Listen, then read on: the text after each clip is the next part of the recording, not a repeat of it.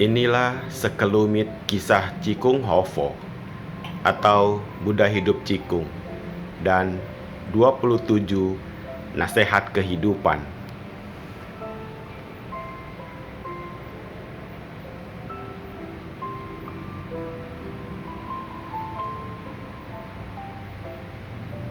Diharapkan saudara menonton hingga di akhir video supaya bisa mendapatkan manfaat baik dan juga untuk menghindari kesalahpahaman.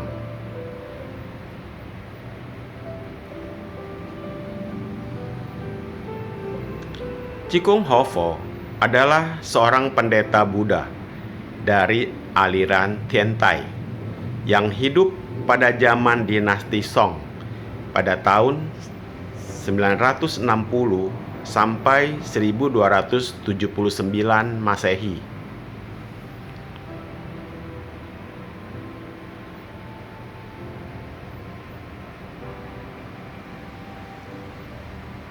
Sebelum menjadi pendeta, Cikung adalah anak tunggal seorang hartawan. Nama yang diberikan adalah Li Xiuyuan.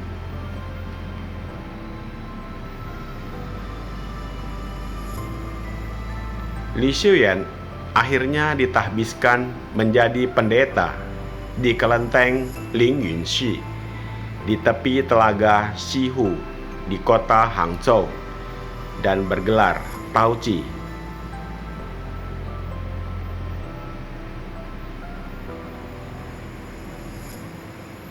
Untuk mempermudah pelaksanaan cita-citanya dalam menjalankan dharma, ia selalu bertingkah ugal-ugalan dan ganjil.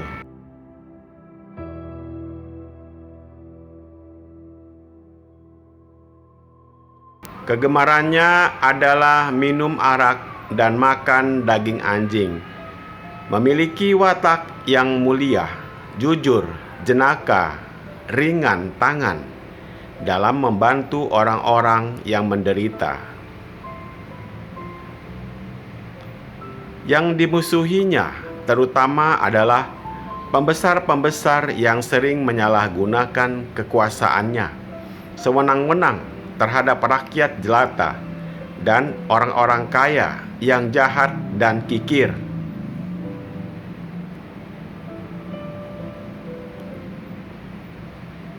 Dia adalah pendekar budiman, pujaan rakyat jelata. Karena itu, orang memanggilnya Hofo atau Wahut dalam bahasa Hokkien, yang sering diartikan Buddha yang hidup. Karena tingkah lakunya yang gila-gilaan, Taoci disebut orang sebagai Ci Tian atau Ci yang gila. Tapi oleh pemujanya, ia dipanggil dengan panggilan akrab, yaitu Cikung atau Datuk Ci.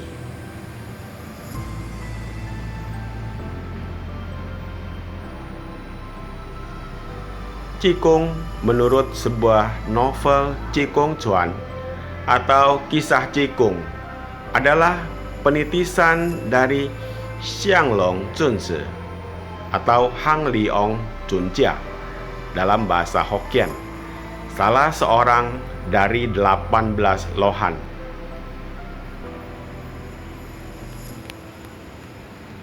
Ia sangat mahir dalam semua ilmu kebudahan.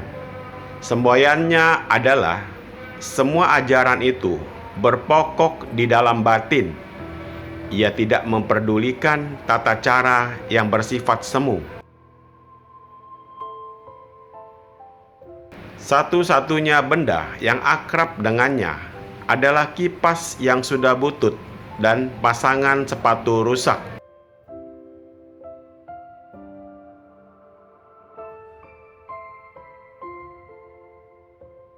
Dengan pakaian compang-camping, dia berkelana, membantu orang yang membutuhkan pertolongan dan menghukum para durjana.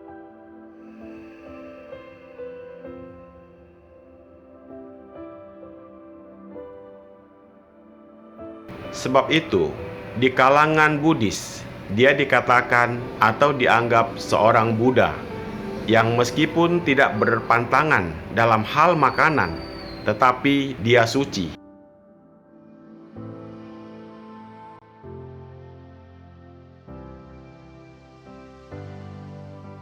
Kelakuannya membuat para biku yang meskipun berpantang makan daging dan arak, tetapi hatinya kotor, yang banyak terdapat pada waktu itu, menjadi malu sendiri.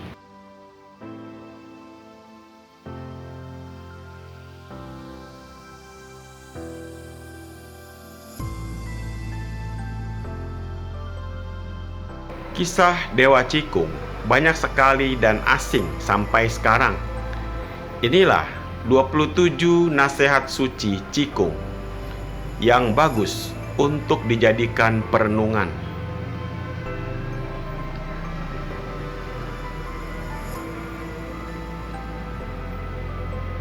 1.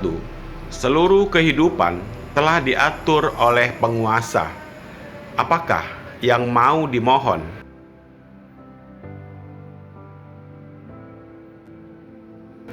2. Hari ini tidak tahu masalah esok. Apakah yang mau dikhawatirkan? 3. Kalaulah tidak menghormati orang tua, lalu menghormati junjungan dunia, apalah arti penghormatan itu?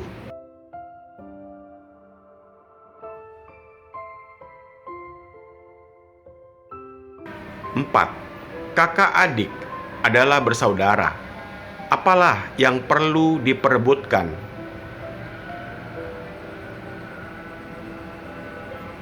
5. Anak cucu punya rejeki masing-masing. Apalah yang perlu diperebutkan? 6. Kalau belum mendapat keberuntungan, apalah yang perlu dipaksakan? 7. Di dunia sulit menemukan kebahagiaan. Mengapa harus sedih? 8. Berpakaianlah sederhana dan sopan. Apalah yang mau dipamerkan? 9. Bagaimana lezatnya makanan? Hanyalah sebatas lidah. Mengapa harus rakus? 10. Setelah meninggal tidak sesen pun yang dibawa. Mengapa harus pelit? 11. Senior meluku, junior memetik. Apalah yang mau diperebutkan? 12. Di satu sisi mendapatkan, di sisi lain kehilangan. Mengapa harus serakah? 13. 3 jengkal di atas kepala ada dewa. Mengapa harus mengelabui? 14. Kedudukan, kekayaan, kemuliaan bagai mekarnya bunga. Apalah yang mau diangkuhkan? 15. Kekayaan dan kemuliaan orang telah dirintis sebelumnya. Mengapa harus iri? 16. Kehidupan lalu tidak membina, sekarang menderita. Mengapa harus mengeluh? 17. Orang berjudi tidak akan ada hasil baik. Apalah yang mau dipermainkan? 18. Membina rumah tangga dengan rajin dan hemat melebihi memohon bantuan orang lain. Apalah yang mau diboroskan?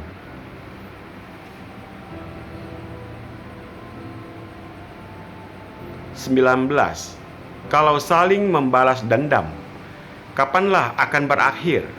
Mengapa harus bermusuhan? 20.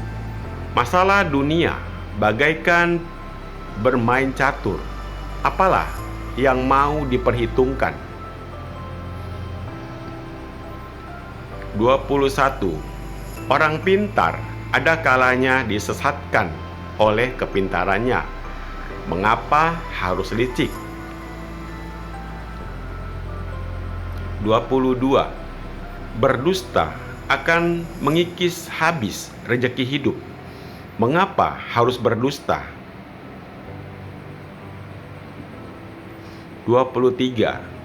Segala kesalahpahaman akhirnya akan jernih juga. Apalah yang mau diperdebatkan?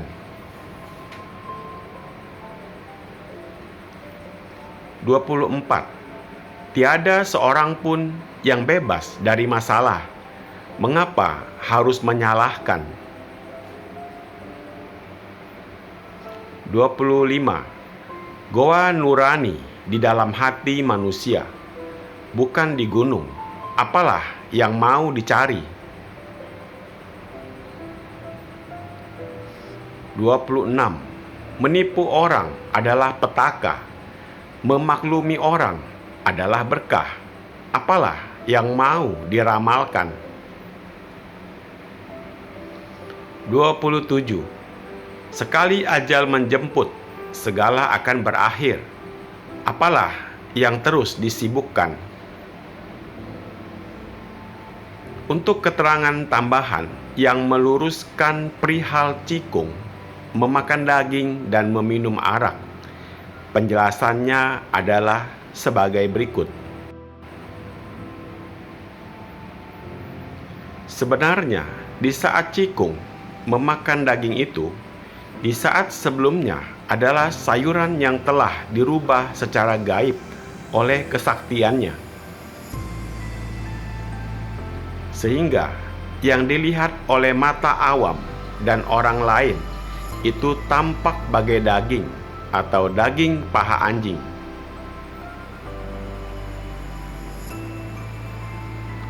Begitupun halnya dengan arak yang diminumnya. Sebelumnya telah dirubah dari air bening menjadi arak.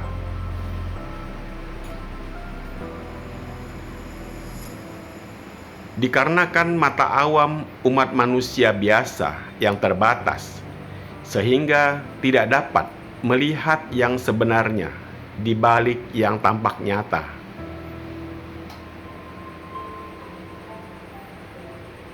Sama halnya kita, umat manusia yang selalu mengagungkan benda nyata atau raga kasar, yang sebenarnya adalah palsu belaka.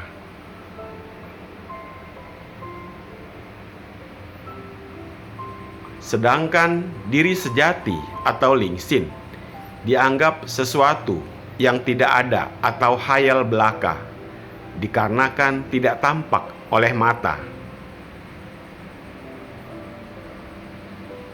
Sedangkan dengan pakaiannya yang sederhana compang-camping, banyak tambalan adalah bermakna. Kita harusnya lebih memperhatikan pembinaan diri yang sejati daripada hanya terlihat bagus dari luar saja. Pembinaan diri ke dalam adalah membina kebajikan dan moralitas. Pembinaan keluar adalah membantu umat manusia supaya berubah menjadi baik dan memahami ajaran kebajikan atau kebenaran yang sejati.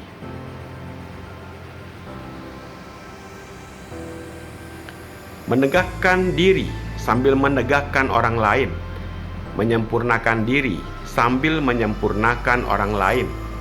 Demikianlah seharusnya yang kita lakukan. Demikianlah kisah dan nasihat kehidupan Guru Agung Cikung. Semoga bermanfaat. Terima kasih.